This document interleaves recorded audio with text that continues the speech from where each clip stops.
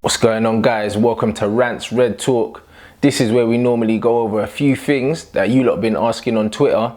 Today, we're going to talk about who's part of Deadwood FC.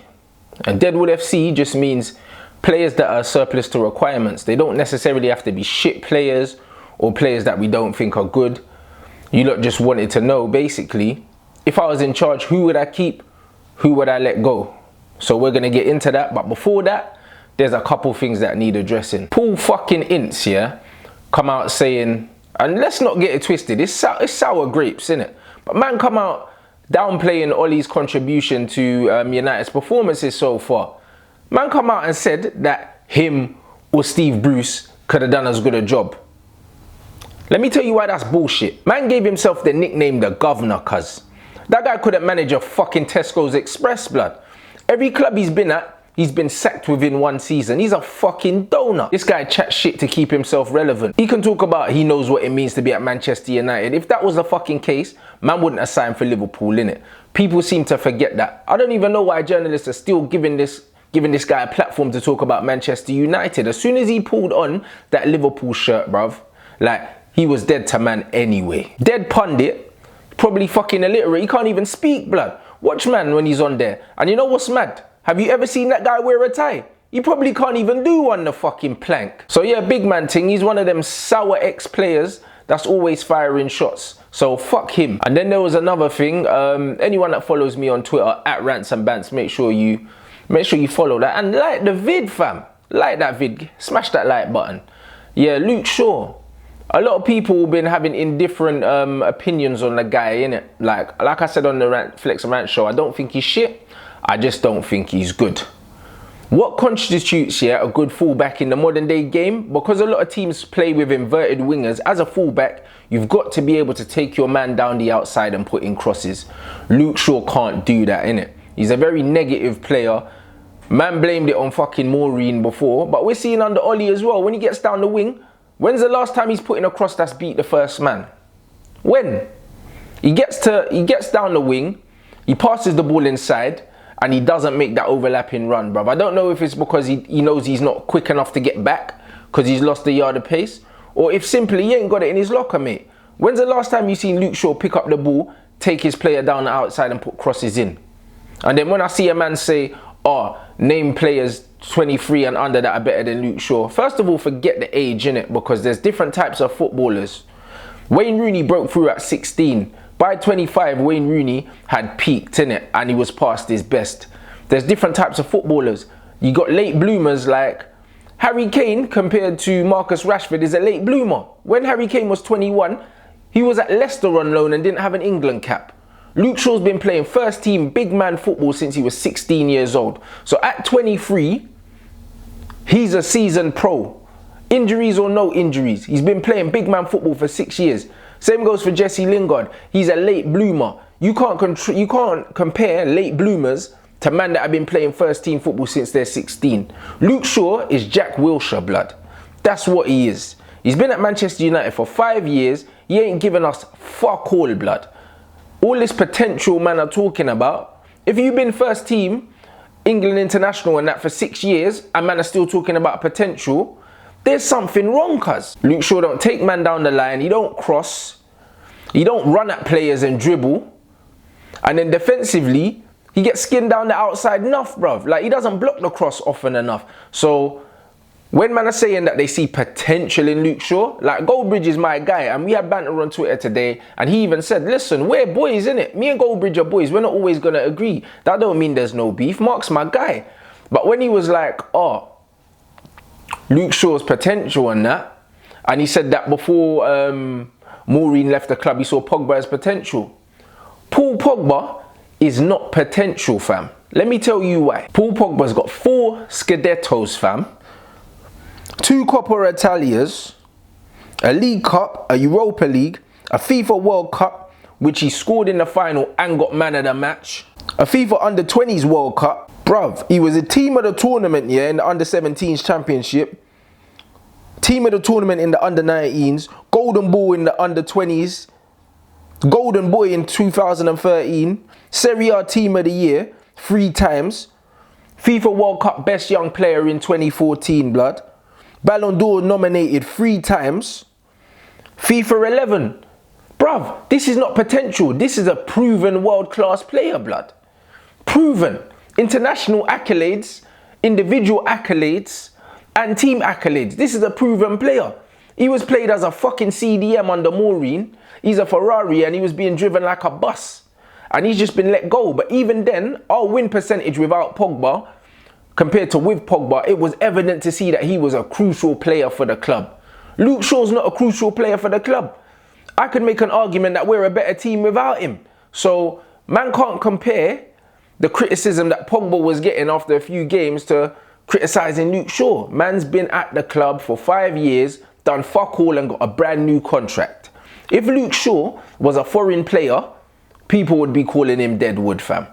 That's the God's honest truth. And as for players in his age range that are as good if not better than him, Tierney's better than him at 21 at Celtic. Fucking Robertson is worlds ahead of him at Liverpool, and there's only 1 year difference. Robertson's the same age as Victor Lindelof, blood. They're both 24, less than 12 months older than Shaw. Trent Alexander-Arnold, yeah, he plays on the right, but he's a fucking, bro, he can cross 1,000,000 times better than Luke Shaw. He's 20. Wan-Bissaka at Crystal Palace, way better fullback than Luke Shaw. Yeah, he plays on the other side, it don't matter. I've seen Dalot go past players and put in crosses. Luke Shaw can't do that.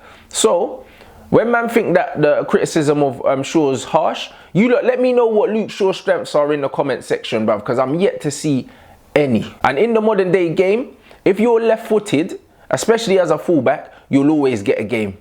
But Luke Shaw don't get into the top 6 right now any other team as left back. He doesn't. He don't get nowhere near it. He's not better than Davis at Tottenham.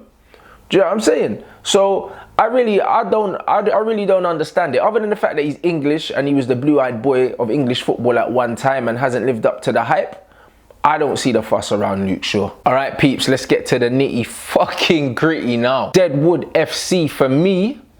I think we have to look at McMayonnaise. You man know I don't like Scott. I don't rate him. He's got nothing about him.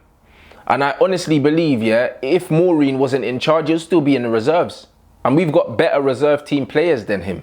A lot more players in the reserves that are more worthy of being in the squad than him.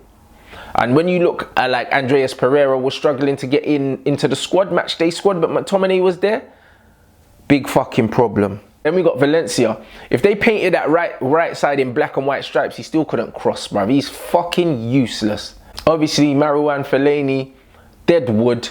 I don't think anyone's going to have any arguments there. Phil Jones, Deadwood, fam. He's another one. His passport saving him. He wouldn't be at the club if he wasn't English.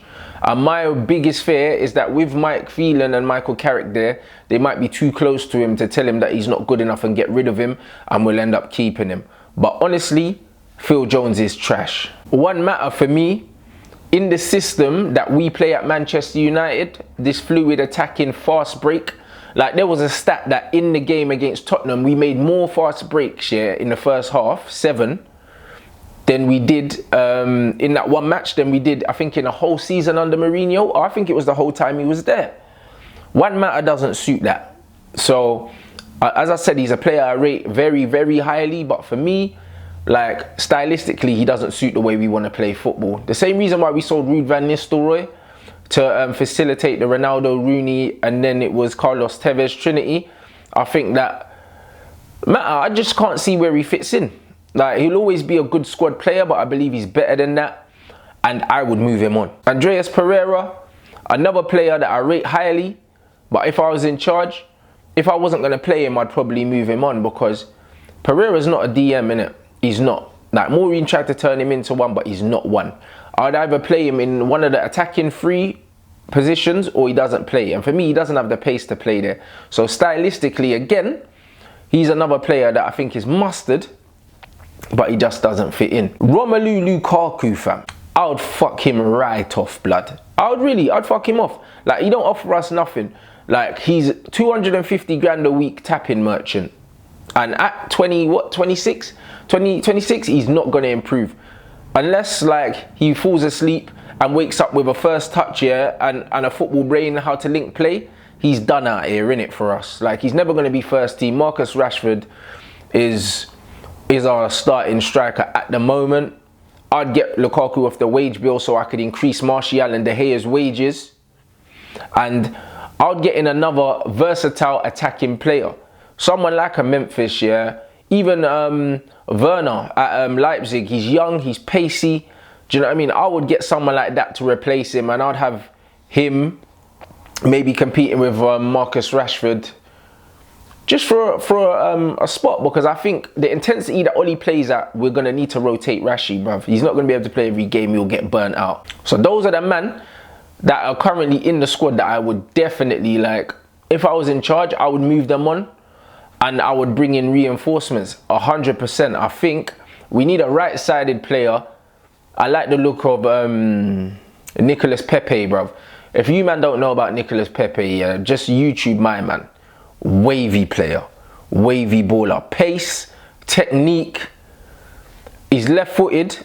He can cut in from the right-hand side, but he can also shoot with his right foot.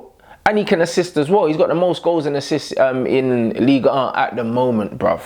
So you man need to check him out. I think he's wavy. I think in central midfield, once Fellaini and McMahon's leave here, we need reinforcements. I'd bring in Ndombele. I think he's cold as well. A midfielder like that. I've just seen here that PSG are looking at Frankie de Jong and they're going to bring him in.